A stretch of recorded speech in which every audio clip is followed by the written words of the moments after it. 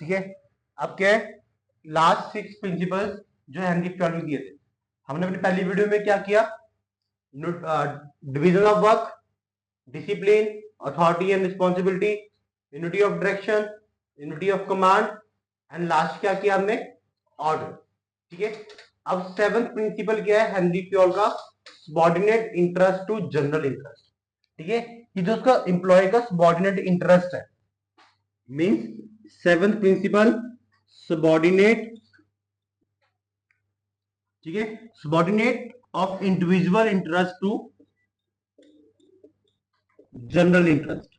ठीक है, कि उसने क्या कहा, एक इंडिविजुअल का इंटरेस्ट फुलफिल कर दो सबॉर्डिनेट का, कि तुम्हारा ऑर्गेनाइजेशन का ऑटोमेटिक क्या हो जाएगा, जनरल इंटरेस्ट फुलफिल हो जाएगा। ठीक है, इसको देखो कैसे एक्सप्लेन कर सकते हो यार, subordinate individual interest to general interest को। फर्स्ट क्या है, effort directed to achieve group goals.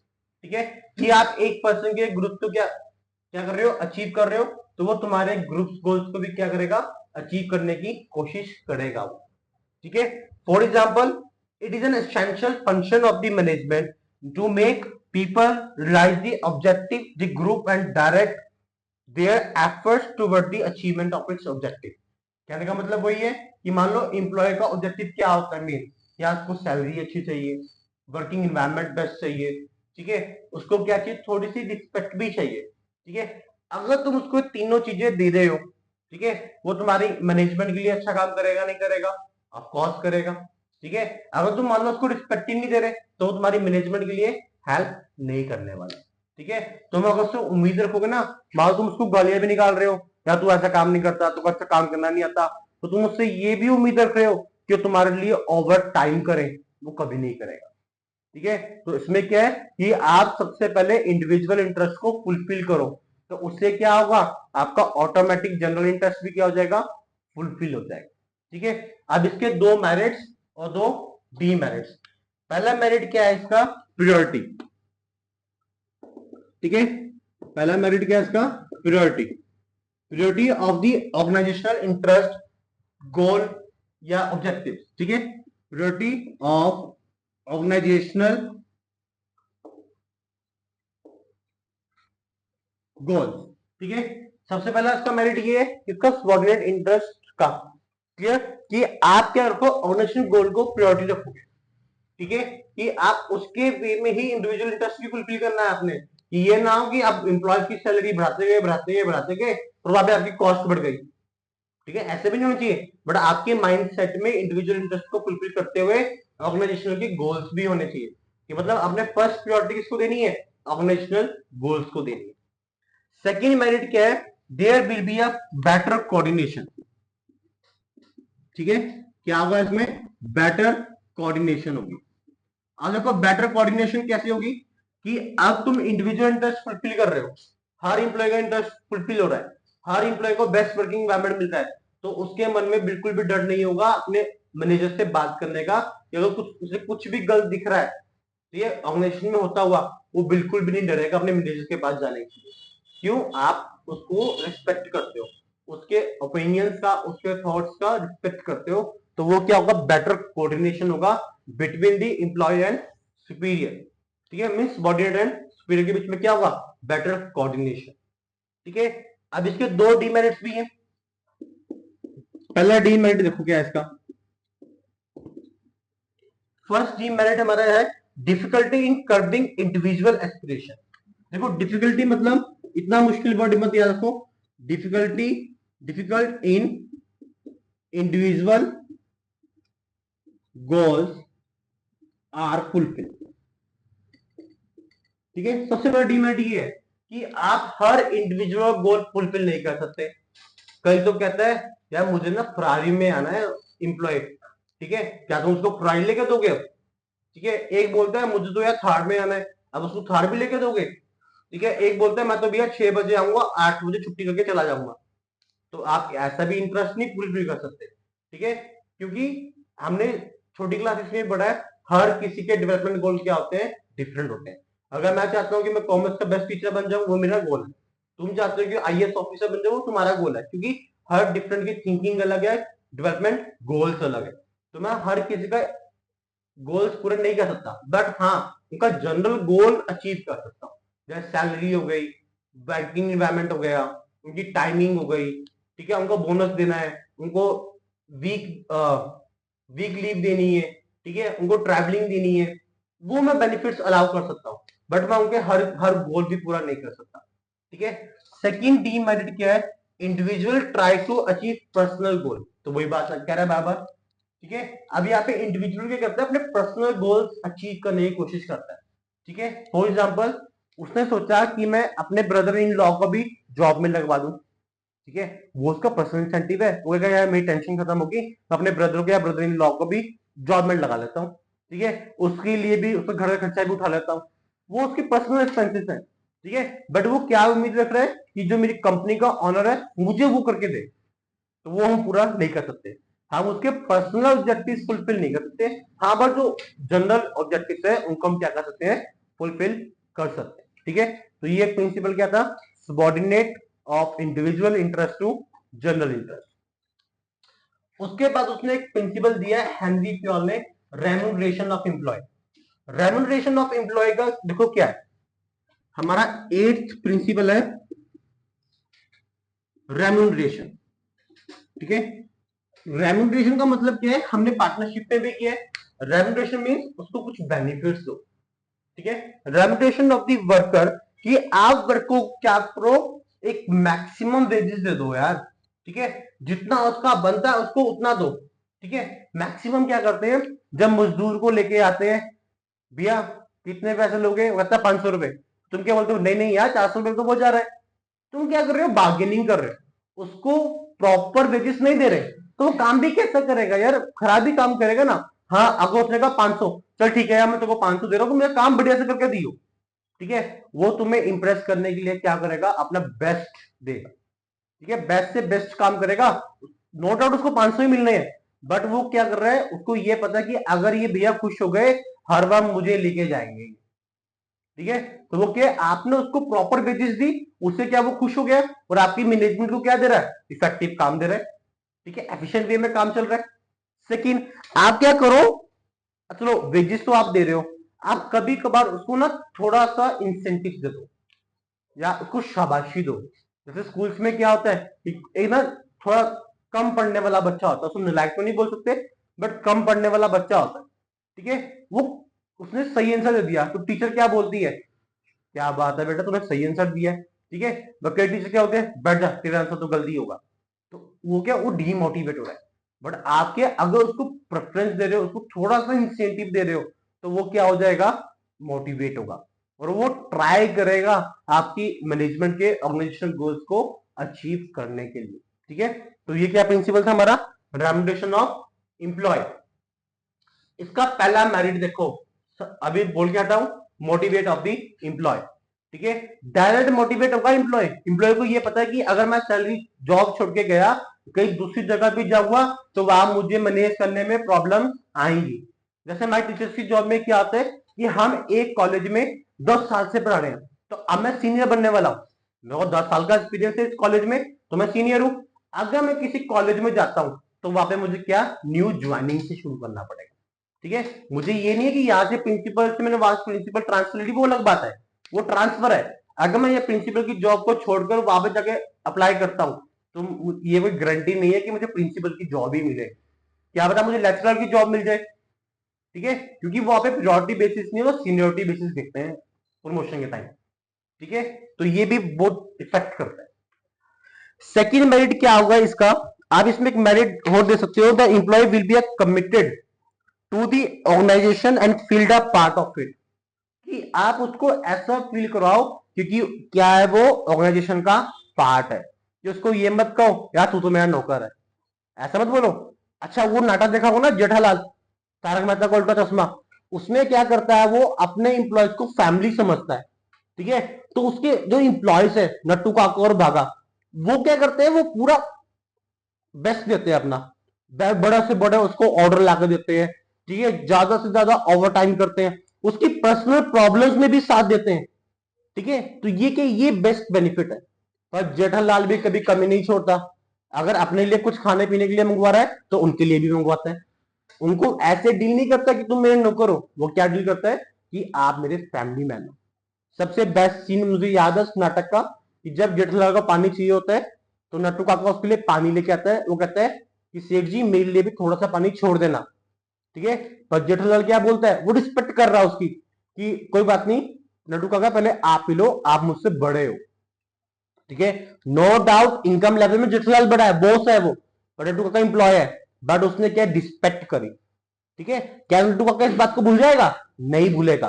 तो वो हमेशा एंड टाइम तक अपनी लाइफ का वो गड़ा इलेक्ट्रॉनिक्स पे काम करेगा और बेस्ट देगा, ठीक है। तो ये क्या है, बेस्ट एग्जांपल है रेम्युनरेशन ऑफ इंप्लॉय का।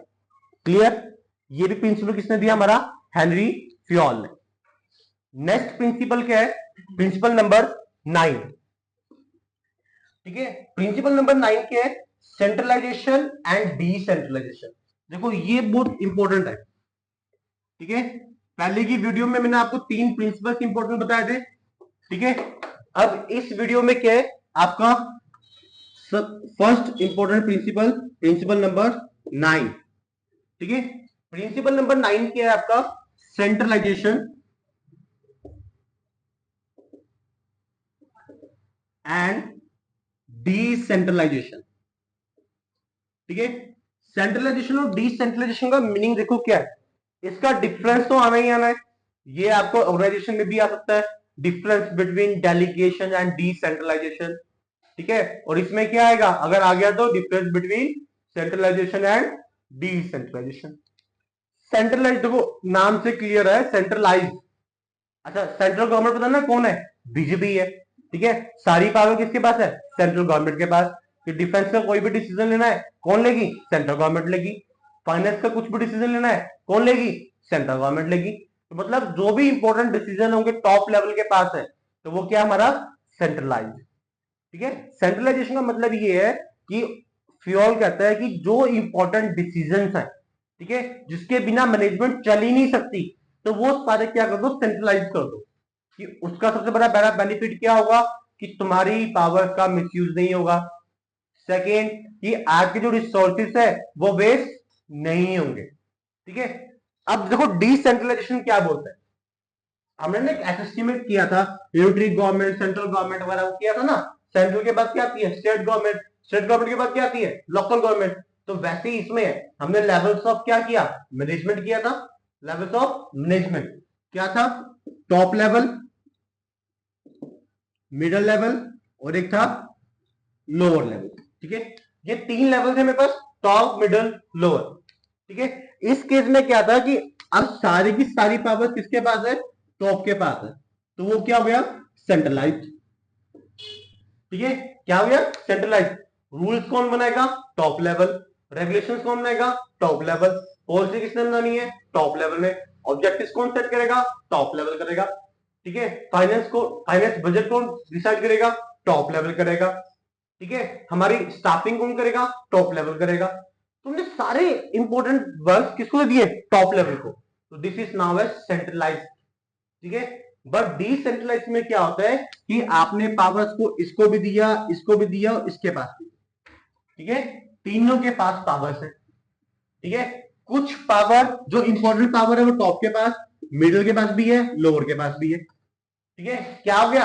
अपनी पावर्स को डिसेंट्रलाइज कर दिया। डिसेंट्रलाइज मीन्स इक्वल इक्वल बांट देना या थोड़ा थोड़ा बांट देना, ठीक है। तो ये क्या प्रिंसिपल है? डिसेंट्रलाइजेशन, ठीक है। आपके पास बहुत सारे मेरिट्स हैं इसमें। सबसे बड़ा मेरिट क्या होगा? सेंट्रलाइजेशन और डिसेंट्रलाइजेशन का, ठीक है। एक होता है इसमें अप्लाइकेशन, इंप्लीमेंट कहां कर सकते हो? सेंट्रलाइज अप्लाई हो सकता है मैक्सिमम स्मॉल फॉर्म्स में, ठीक है। तुम सोचो स्मॉल फॉर्म में डिसेंट्रलाइजेशन करना पॉसिबल ही नहीं है, ठीक है। डिसेंट्रलाइजेशन होता है बड़ी फॉर्म्स में, बड़ी इंडस्ट्रीज में होता है, ठीक है। पहला merit, the centralisation decentralisation should be used for the need of the situation, ठीक है। सबसे पहले क्या होता है? सिचुएशन को लीड करता है, ठीक है। कि आपकी सिचुएशन कैसी है?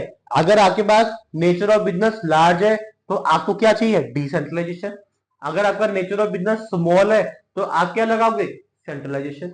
ये डिपेंड करता है कैसे सिचुएशन में आप डील कर रहे हैं, क्लियर। एक इसका डीमेरिट कर लेते हैं। डीमेरिट के both the centralized and decentralization are used may be a some confusion. ठीक है, कई बच्चों को तो लास्ट तक ये समझ में नहीं आता, पेपर भी देख के आ जाएंगे यार मीनिंग क्या था सेंट्रलाइज और डिसेंट्रलाइजेशन का। ठीक है, सिंपल सा मीनिंग है, अपना एसएससी का मीनिंग रखो, या पॉलिटिक्स वाला, या सारी पावर किसके पास है, मोदी साहब के पास है, दिस इज कॉल्ड सेंट्रलाइजेशन। ठीक है, बट अगर उसने कुछ पावर अमित शाह को दे दी, योगी को दे दी, भगवत मान को दे दी, ठीक है, बाकी मिनिस्टर्स को दे दी, वो क्या हो गया, डिसेंट्रलाइजेशन हो गया। अब एक नई सीएम बनने जा रही है, देखो कौन बनता है, फीमेल बनती है, मेल बनता है दिल्ली में। ठीक है, तो वो भी क्या, उसको तो कुछ ना कुछ पावर्स देगा ना, दिल्ली को तो वही हैंडल करेगी या करेगा। ठीक है, तो वो क्या कर रहा है, डिसेंट्रलाइजेशन कर रहा है। जब अपनी पावर्स को वो प्रसाद की तरह बांट रहा है तो डिसेंट्रलाइजेशन, बट सारा प्रसाद वो खुद ही खा गया तो वो क्या हो जाएगा, सेंट्रलाइजेशन। ठीक है, तो ये क्या था हमारा नाइन्थ प्रिंसिपल। ठीक है, टेंथ प्रिंसिपल क्या है हमारे पास, टेंथ प्रिंसिपल है हमारे पास स्केलर चेन। ठीक है, आप देखो वो तो भैया बहुत इंपॉर्टेंट है। ठीक है, पहला इंपॉर्टेंट प्रिंसिपल था इस वीडियो में centralisation and decentralisation. Second important topic principle scalar chain. ठीक है, आप देखो स्केलर चेन क्या है, टेंथ प्रिंसिपल है यार, एट्थ को गायब क्यों कर दिया, एट्थ था हमारा रेम्यूनरेशन, रेम्यूनरेशन ऑफ एम्प्लॉय। ठीक है, एट्थ हमारा रेम्यूनरेशन ऑफ एम्प्लॉय था। ठीक है, बट नाइन्थ प्रिंसिपल क्या है हमारा, सेंट्रलाइजेशन डिसेंट्रलाइजेशन। अब टेंथ देखो सबसे इंपॉर्टेंट है ये, टेंथ क्या है, स्केलर चेन। ठीक है, स्केलर चेन का क्या कहा हेनरी फ्योल ने, कि हमेशा एक चैन मेंटेन होनी चाहिए। क्या होनी चाहिए, चैन मेंटेन होनी चाहिए। मतलब ये नहीं है कोई एक वर्कर द टॉप लेवल के ऑफिस में जाके घुस गया, वहां पे जनरल मीटिंग चल रही है, वहां पे इंप्लॉय आ रहा है घुसा घुसा कि सर सर ये हो गया ये हो गया, ऐसा नहीं होना चाहिए। तो मतलब फ्योल ने क्या कहा कि बड़ी बड़ी इंडस्ट्रीज में क्या होनी चाहिए, एक प्रॉपर चेन होनी चाहिए। ठीक है, तो उसने क्या प्रिंसिपल दिया, scalar chain. Scalar chain principle क्या बोलता है कि अगर किसी इंप्लॉय को प्रॉब्लम है तो वो अपने सीनियर को जाके बात करे, ये नहीं है कि डायरेक्टली सुपर सीनियर के पास चला गया। जैसे फॉर एग्जांपल स्केलर चेन का सबसे बड़ा एग्जांपल क्या है, कि मान लो ए है, बी है, सी है, डी है, ई है। ठीक है, ई है, ये पांच हमारे पास लेवल है, पांच लेवल में सबसे लोअर लेवल क्या है, ई है। ठीक है, अब ई को कुछ ऐसी बात करनी है जो ए तक पहुंचानी बहुत जरूरी है। ठीक है, मान लो ए कंपनी का ऑनर है, ठीक है, उसको कुछ ऐसी बात पता लग गई कि मैनेजर कुछ घपला कर रहा है, तो उसको वो बात पहुंचानी है ए तक। ठीक है, तो बट हेनरी फ्योल के अकॉर्डिंग क्या है, स्केलर चेन को फॉलो करना पड़ेगा। स्केलर चेन को क्या फॉलो करना पड़ेगा, कि ई पहले किसको बताएगा बात, डी को बताएगा, डी किसको बताएगा, सी को, सी किसको बताएगा, बी को, फिर बात कहां तक पहुंचेगी, ए तक। ठीक है, ये हेनरी फ्योल कहता है कि चेन हमेशा मेंटेन होनी चाहिए। बट देखो अगर मान लो उससे कुछ गलत बात पता लगी और जो ऑर्गेनाइजेशन में चल रही है, मान लो फॉर एग्जांपल कि कंपनी में क्या है कि मैनेजर घपला कर रहा था। ठीक है, 10 ट्रक मंगवाता था परचेज में, पर दिखाता वो 11 था, तो मतलब 1 ट्रक की अमाउंट क्या कर रहा है, जेब में डाल रहा है। तो ये बात एम्प्लॉय को पता लग गई। ठीक है, अब अगर वो हेनरी फ्योल के अकॉर्डिंग ये स्केलर चेन को फॉलो करता, ठीक है, यहां पर वो मैनेजर बैठा है जो घपला कर रहा है। ठीक है, मैनेजर का बैठा है सी पे, अब ए का फर्ज क्या बनता है, वो सबसे पहले ये प्रॉब्लम कहां बताएगा, डी को, डी किसको बताएगा, सी को। अब सी को ये बात पता लग गई कि हाँ मेरा घपला पकड़ा गया, तो क्या वो बी को बताएगा, बिल्कुल नहीं बताएगा बी को। क्यों बताएगा यार, फिर जॉब चली जाएगी। ठीक है, तो ये बी है, सी क्या करेगा, बी को कुछ गलत बता देगा। ठीक है, ऐसी प्रॉब्लम बता देगा तो जेन्युइन प्रॉब्लम होगी। ठीक है, तो बट हेनरी फ्योल ने कहा नहीं नहीं मेरा प्रिंसिपल गलत नहीं होगा, मैं 14 की जगह तेरा प्रिंसिपल नहीं एक्सेप्ट करवाने वाला, मैं 14 के 14 प्रिंसिपल एक्सेप्ट करूंगा। तो उसने क्या इसका ट्रिक निकाली, एक शॉर्टकट निकाला। उसने क्या करा कि अगर कुछ ऐसी प्रॉब्लम आइडेंटिफाई कर लेता है लोअर लेवल का एम्प्लॉय, तो वो जो ई पर्सन है वो क्या करेगा, डायरेक्टली ए के पास जा सकता है। ये जो ई है ये डायरेक्टली इसके पास जा सकता है, ए के पास। ठीक है। ई वाला लोअर लेवल का एम्प्लॉय सीधा बोर्ड ऑफ डायरेक्टर के पास जा सकता है या सीईओ के पास जा सकता है। ठीक है। तो जो ये इमरजेंसी सिचुएशंस है, इसको उसने किस एग्जांपल से नाम से लिया? Gang plan. क्या बोला उसने?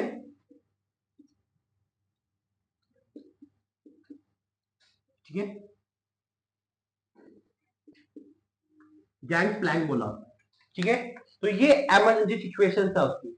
ठीक है, देखो हेनरी फ्योर्ड को दिमाग देख रहे हो, वो अपने प्रिंसिपल गलत नहीं होने दे रहा, उसने इसका भी सोल्यूशन निकाल दिया कि अगर कुछ ऐसी प्रॉब्लम भी आ गई तो मेरे पास गैंग प्लान है कि एक एम्प्लॉय क्या कर सकता है, गैंग प्लान को फॉलो कर सकता है। वो डायरेक्टली बोर्ड ऑफ डायरेक्टर के पास जाएगा, वो प्रॉब्लम बताएगा और इस मैनेजर को क्या कर देंगे? जॉब से निकाल देंगे और मैनेजमेंट को जो लॉस हो रहा था वो लॉस क्या हो जाएगा? बच जाएगा या रुक जाएगा। क्लियर? तो ये क्या प्रिंसिपल था आपका? स्कैलर्स है। ठीक है, अब आपका प्रिंसिपल नंबर 11।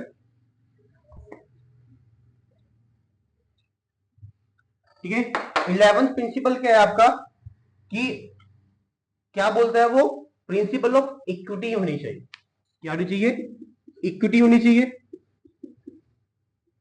ठीक है, इक्विटी प्रिंसिपल बहुत इजी है। हमें बचपन से क्या पढ़ाया जा रहा है यार? आपने डिस्क्रिमिनेशन नहीं करनी, आपने क्या करनी है? इक्विटी करनी है। बट कई टीचर्स क्या करते हैं स्कूल्स में, देखो सबसे बड़ी डिस्क्रिमिनेशन होती है, लड़कों को तो 2 मिनट में चाटा मार देते हैं, पर लड़की को हाथ में नहीं लगाते। ठीक है, ये डिस्क्रिमिनेशन हो रही है।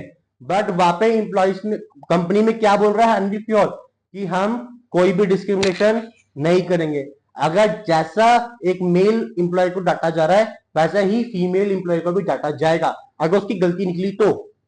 ठीक है, अगर मेल की गलती है तो मेल को डांटा जाएगा, फीमेल की गलती है तो फीमेल को डांटा जाएगा।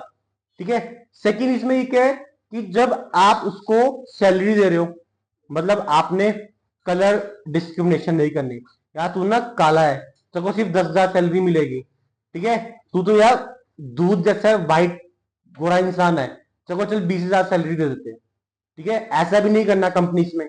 ठीक है, कई लोग क्या करते थे, वो डिस्क्रिमिनेशन अलग अलग डिस्क्रिमिनेशन है। यार तू ना मेरे चाचे का लड़का है, चल तू 50,000 सैलरी ले ले। तू कौन है, तो जानता नहीं, तू 20,000 सैलरी ले। बट नो डाउट 20,000 वाला ज्यादा काम कर रहा है, 50,000 वाला काम नहीं कर रहा। ठीक है, एक मेरा फ्रेंड है, परमिंदर सिंह नाम है उसका। ठीक है, अभी भी नया नया बैंक मैनेजर बना कैपिटल बैंक में। वो कहता है यार मैं तो बहुत परेशान हूँ। मैंने पूछा क्या हुआ भाई तुझे? कहता है यार एक ना एम्प्लॉय आया मेरे पास, मेरा जूनियर बन के। ठीक है, नो डाउट उम्र में बड़ा, तो मैं रिस्पेक्ट करता हूँ नो डाउट। कहता है बट वो ना किसी की सिफारिश से आया। तो मैंने कहा क्या प्रॉब्लम, तो बॉस है तो निकाल दे उसको। कहता नहीं निकाल सकता यार, मेरी बॉस की सिफारिश से आया वो, उसके चाचे का लड़का है। कहता टाइम से आता नहीं है, कहता 8-9 बजे टाइमिंग है हमारे बैंक की। कहता वो भाई साहब आते हैं 11 बजे और छुट्टी का टाइमिंग है 6 बजे, वो भाग जाता है 4 बजे। कहता मैं कुछ बोल भी नहीं पाता। तो क्या हो रहा है, बाकी इंप्लॉय के साथ क्या हो रहा है? डिस्क्रिमिनेशन हो रही है। ठीक है, तो हेनरी फ्योर्ड यही बात कह रहा है कि आपने कंपनीज में डिस्क्रिमिनेशन नहीं करनी, ना सैलरी बेसिस पे, ना कलर बेसिस पे, ना आपने वेल्थ बेसिस पे करनी है, ना आपने उसके इनकम लेवल पे बेसिस करनी है कि यार वो तो रिच फैमिली से है। कास्ट डिस्क्रिमिनेशन भी होती है, यार तुम ना छोटी कास्ट के हो, हमसे दूर रहा करो। ठीक है, हम आपको सैलरी कम देंगे। ठीक है, बस जो बड़ी कास्ट से होते हैं, ब्राह्मण होते हैं कुछ, उनको बोलते हैं चलो ठीक है आपकी सैलरी ज्यादा है। ठीक है, आजकल तो ना तुम्हारे एजुकेशन में सबसे बड़ा डिस्क्रिमिनेशन क्या बना हुआ है? सीबीएसई और पीएसबी का। ठीक है, क्या करते हैं सीबीएसई वाले पीएसबी को बोलते हैं तुम्हारा बोर्ड तो हल्का सा है, डायरेक्ट क्वेश्चन आते हैं। ठीक है, एक ही क्वेश्चन एक ही पेज में पूरा क्वेश्चन पेपर खत्म हो जाता है, और हम जैसा को देखो हम 10-10 पेज का क्वेश्चन पेपर सॉल्व करते हैं। ठीक है, डिस्क्रिमिनेशन हर जगह है, बट हेनरी फ्योर्ड ने साफ कह दिया कि आप कंपनीज में डिस्क्रिमिनेशन नहीं करोगे। ठीक है, उसका नेक्स्ट प्रिंसिपल था हमारा प्रिंसिपल नंबर 12। ठीक है, 12th प्रिंसिपल क्या दिया उसने? Stability of personal tenure. ठीक है, स्टेबिलिटी ऑफ पर्सनल टेन्योर। ठीक है, स्टेबिलिटी ऑफ पर्सनल टेन्योर का मतलब क्या है कि भैया आप ना एम्प्लॉय को गारंटी दे दो। आपने वो कॉन्ट्रैक्ट देखा होगा ना, एम्प्लॉय कॉन्ट्रैक्ट बनता है, चल ठीक है यार देखो 1 साल का कॉन्ट्रैक्ट दे दिया है मैंने, ठीक है चल देखो 2 साल का कॉन्ट्रैक्ट था तो मैं जॉब से नहीं निकालूंगा। हाँ बट कंडीशन है कि अगर तूने कुछ अपनी पावर का मिसयूज किया, तूने कुछ हेरा फेरी करी, तो मैं तेरे को उचित टाइम से क्या करूंगा? जॉब से निकाल दूंगा। ठीक है, मतलब फुल्ली राइट भी नहीं करता वो एम्प्लॉय को। तो टेन्योर का मतलब क्या है, स्टेबिलिटी ऑफ एक्सटर्नल टेन्योर का, कि जो एम्प्लॉय आपने रखा उसको आप एक गारंटी दो कि मैं तेरे को बिना मतलब से जॉब से निकालने वाला नहीं हूं। मतलब ये नहीं है कि मुझे लॉस होना शुरू हो गया मैं तेरे को जॉब से निकाल दूं, ऐसा नहीं होगा। इतना हाँ, अगर तो कुछ गलत काम करता है, कुछ हेरा फेरी करता है, टाइम पे नहीं आएगा, काम ऑब्जेक्टिव पूरे नहीं करेगा, तो मैं तेरे को काम से निकाल सकता हूँ। ठीक है, वो उसका राइट है एम्प्लॉय ऑनर का। बट ये राइट नहीं है कि मन करा या उसको चाचा का लड़का अनएम्प्लॉयड था, किसी एम्प्लॉय को निकाला उसको रख दिया, ऐसा नहीं होगा। ऐसा करेगा तो उसकी कंपनी ज्यादा देर नहीं चलती। एम्प्लॉय का ट्रस्ट क्या है, टूट जाएगा, ब्रेक हो जाएगा। ठीक है, अगर एम्प्लॉय का ट्रस्ट ब्रेक हो गया तो वहां पे एम्प्लॉय काम नहीं कर। क्लियर। तो ये क्या प्रिंसिपल था, स्टेबिलिटी ऑफ पर्सनल टेन्योर। हमारा second last principle, principle number 13, initiative.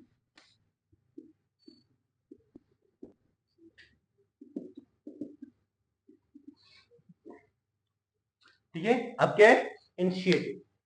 Initiative principal क्या है कि आप ना इंप्लॉयज को, अच्छा देखो, सबसे बेस्ट एग्जांपल देता हूं डॉगी का। ठीक है, डॉगी क्या करता है कि जब डॉगी आपको देखता है, या उसके दो ही मकसद होते हैं, या तो आप उसे कुछ खाने को दोगे या वो आपको खा जाएगा। ठीक है, डॉगी सिर्फ दो वे में देखता है, या तो आपसे कुछ खाने को मांग रहा है या वो आपको खाना चाहता है। ठीक है, अब मान लो आपने उसको एक बिस्कुट डाला, ठीक है, तो वो आपके पास आएगा, आपका काम करेगा। ठीक है, यहां पे तो आप डायरेक्टली डाल रहे हो, बट वहां पे क्या है, कंपनी में जो हेनरी फ्योल ने कहा कि आप उसको एक ऐसा केस क्रिएट करो कि वो खुद से इनिशिएटिव दिखाए। जैसे मैंने कहा कि अगर तुम टाइम पे आ गए ना, तुम्हें पिज्जा पार्टी मिलेगी। ठीक है, तुम पिज्जा के चक्कर में क्या टाइम पे आ गए सारे, वैसे आते नहीं हो। ठीक है, 6 बजे क्लास होती है, आते हो आराम से 7 बजे। ठीक है, बट पिज्जा पार्टी का नाम लिया, तुम 6 बजे छोड़ो, तुम 5:50 पे आकर बैठ गए कि 10 मिनट तो पिज्जा खाने में भी लगेंगे। ठीक है, तो ये क्या इनिशिएटिव प्रिंसिपल है कि एक ऐसी सिचुएशन क्रिएट करो कंपनी में कि इंप्लॉय सामने से आए कि लाओ सर मैं करता हूं ये काम, आप क्यों कर रहे हो। ठीक है, ऐसा ना हो कि इंप्लॉय दूर भागे, इंप्लॉय नजरें आपसे मिलाए नहीं। होता क्या है, जब कंपनी ऑब्जेक्टिव प्रोजेक्ट्स बांटती है तो उस टाइम इंप्लॉय क्या करते हैं, अपनी ऐसी गर्दन नीचे कर लेते हैं कि यार ये मेरी तरफ ना देखें। स्कूल में भी ऐसा होता है, जब टीचर वाइवा लेती है या क्वेश्चन पूछती है, तो जो नालायक बच्चा होता है या जो कम पढ़ता है वो क्या करता है, अपनी गर्दन छुपा लेता है, अपनी आंखें टीचर से नहीं मिलाता। उसको पता है टीचर से आंखें मिलाऊंगा तो मुझे ही उठाएगी। ठीक है, तो वो इनिशिएटिव नहीं कर रहा। हाँ, अगर वो टीचर ऐसा बोल दे कि जिसने सही आंसर दिया उसको मैं चॉकलेट देने वाली हूं, वो फटाफट आंसर देगा, चाहे उसको आता है या उसको नहीं था, वो ट्राई तो करेगा ना वो। तो वो इनिशिएटिव प्रिंसिपल था given by Henry Fayol. Last principle हमारा क्या था, एस्पिरिट दी क्रॉप। ठीक है, हेनरी फ्योल ने लास्ट प्रिंसिपल क्या दिया, एस्पिरिट दी क्रॉप। ठीक है, शुक्र है ये रुका तो सही, जो चलता जा रहा था 14 प्रिंसिपल दे गया ये। ठीक है, इसने लास्ट प्रिंसिपल में क्या कहा कि मैं एक समअप निकालता हूं। समअप क्या निकालता हूं कि अभी तक मैंने क्या बात करी कि आप मैं कर रहे हो, बट एस्पिड दी क्रॉस में क्या है कि आपने अपने आप को नहीं, आपने सबको साथ लेके चलना है। ठीक है, मैं आपको एक लाइफ एग्जांपल देता हूं। फॉर एग्जांपल कि मेरा फ्रेंड था, मेरे फ्रेंड को क्या प्राइज मिला। ठीक है, हम एक ग्रुप एक्टिविटी कर रहे थे प्रोजेक्ट में, श्री राम कॉलेज में हमारा एक ग्रुप था, तो हम एक्टिविटी कर रहे थे। तो जो ग्रुप लीडर था मेरा फ्रेंड था वो।